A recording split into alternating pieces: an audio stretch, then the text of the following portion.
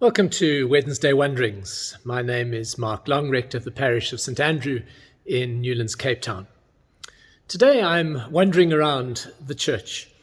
I came in just now to ring the midday bell. You can see the rope behind me, and was struck at how the very stones of this building just hold a sense of sadness at this time, and probably just reflecting my own sadness as I reflect on the fact that we have not been able to meet in person for over 4 weeks. The only people that have met here have been for a funeral during this time. Padraig Ó Tuama speaks about how pilgrims bring a sense of life to the places of the dead. And so there's a sense that we have been lacking pilgrims in this space that has mourned those who've passed. And so a thankfulness that this coming Sunday we will be able to gather once again. And I found myself doing a little bit of a happy dance with the church as we celebrated the fact that life would return this coming Sunday.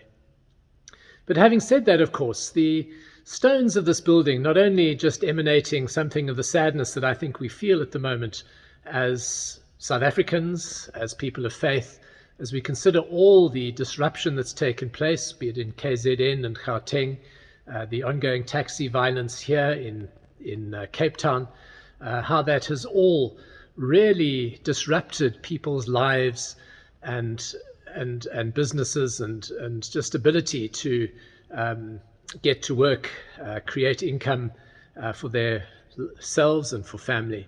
And all that does. There is a sadness there, and there's a sense that the very stones of this building weep in sympathy for that.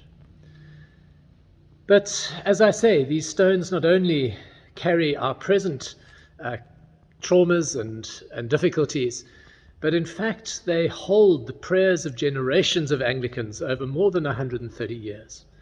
And there's a wonderful sense that too seeps out of the rockwork, and in itself is an encouragement in terms of all that God continues to be and to do for us as people of faith here at St Andrews. And so the church, which you will not have seen probably for a while, it continues to stand as a building. But also we as a community based here at St Andrews continue to stand too, as much as we find ourselves worshipping from our homes. We've been able to do that online. That itself has been a gift. But it will be a gift to see each other in what I often refer to as 3D again this coming Sunday at 8 o'clock.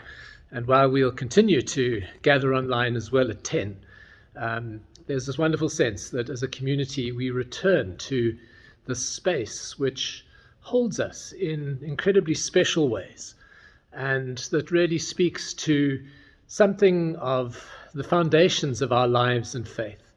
That God continues to hold us no matter what is taking place in and around our lives. And so whether you will join us on Sunday, or whether you will be worshipping with us from home, or you live elsewhere in the world, it's just good to know that the community will once again gather in person, that the people of God are able to meet and to pray together.